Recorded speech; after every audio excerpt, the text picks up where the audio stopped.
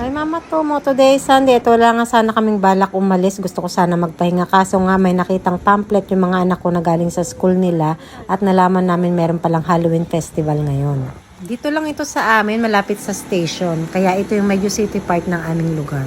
So yung event nga ngayon ay merong mga food stall dito at magpo-food trip lang tayo. Nani? Nato wa karage. Karage. Pikachu? Karage. Naniあれ? Pikachu だって。Pikachu のフローゼンだって。ハロウィンクッキーからいちごは今回300.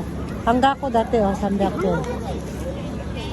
Dahil nga medyo late na kaming dumating, 1 hour before closing, ayun, nag-sale na yung ibang mga pagkain. O, di ba nakaswerte rin.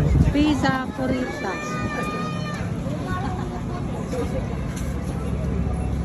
Koko dake, nakamaru no?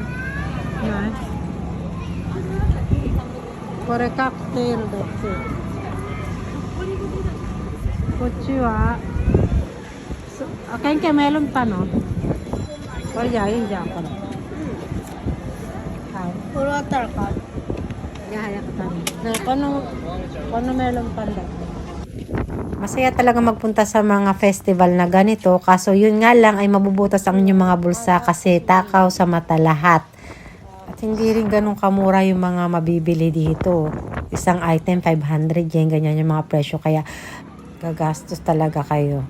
Nangihinaya nga ako kasi parang mas okay pang kumain sa restaurant. Pero syempre, experience din ng mga anak ko kasi gusto nila yung mga ganito, paminsan-minsan.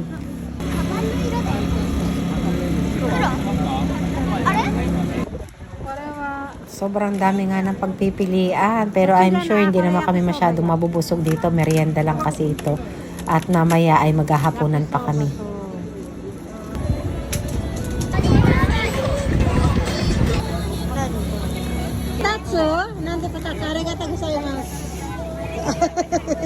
At yun, may pag-game nga sila pero may bayad din yan. At ito naman talaga yung pinuntahan namin dahil ito yung gustong tikman ng aking anak na si Kento. Napakahilig niya sa mga ganito, kung ano yung nakikita niya sa TV, sa mga brochure.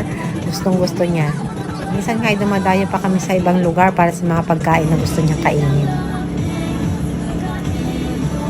Jumbo Rainbow Cotton Candy nga ito, hindi siya yung ordinaryong cotton candy dahil napakalaki niya. Tingnan nyo. At ang pressure niya ay tumataginting na 1,000 yen. Napakamahal para sa isang cotton candy.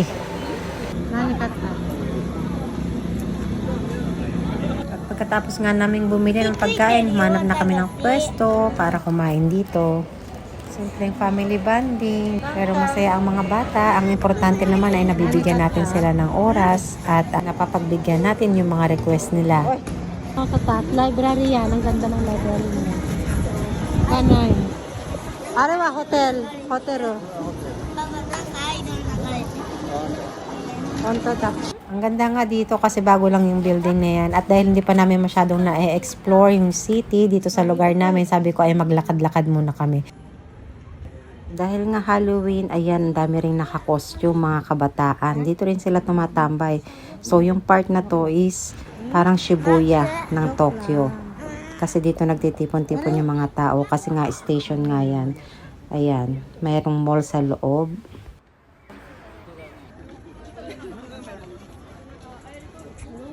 Bihirang-bihira na nga lang kami pumunta dito. Kasi nga ang means of transportation namin ay car. So bihira kami sumakay ng mga train or densya. Dati madalas ako dito kasi dyan ako nag-aral ng baking dyan sa loob ng Kalmia. Meron dyang ABC Cooking Studio.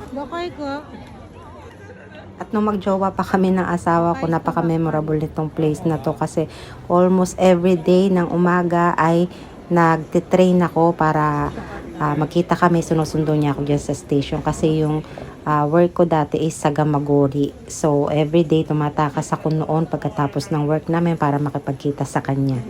Talento po kasi ako dati and bawal na bawal talaga lumabas kaya tumatakas lang ako.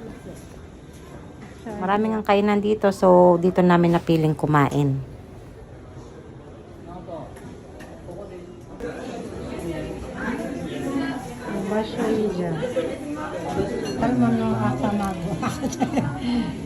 Sao mo na tamang. 食べていいの？いいよ。はい、大丈夫です。これうん。卵。よし、いいよ。いただきます。卵。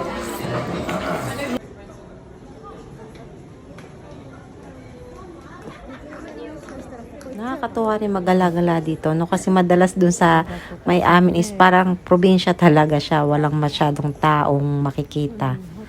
So, paminsan-minsan masarap din palang gumala dito sa malapit sa amin. Maganda rin naman pala yung lugar namin. Hindi pa lang namin masyadong na-explore.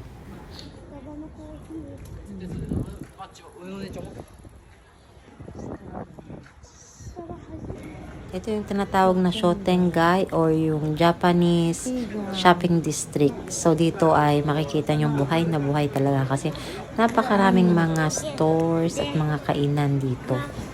Dito talaga yung nightlife ng mga taga dito sa amin. So, marami ding mga clubs dito, mga Philippine pub. Kaya marami talaga kayong mga Pilipinang makikita dito. Dito sa lugar namin, napakadaming mga Pinay. Yung mga nakapag-asawa ng mga Hapon, tsaka mga trainees din madami.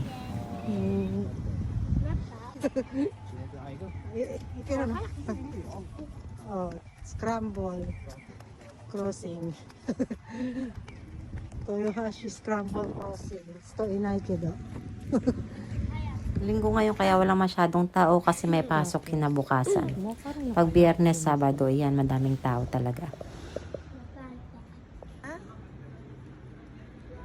Madami ding mga hotels, ay mga business hotel yan kasi nga malapit sa station. So yung mga pupunta dito for businesses, ayan, nag-check-in sila yan sa mga hotels. Yun lang po muna. See you sa ating next video. Bye!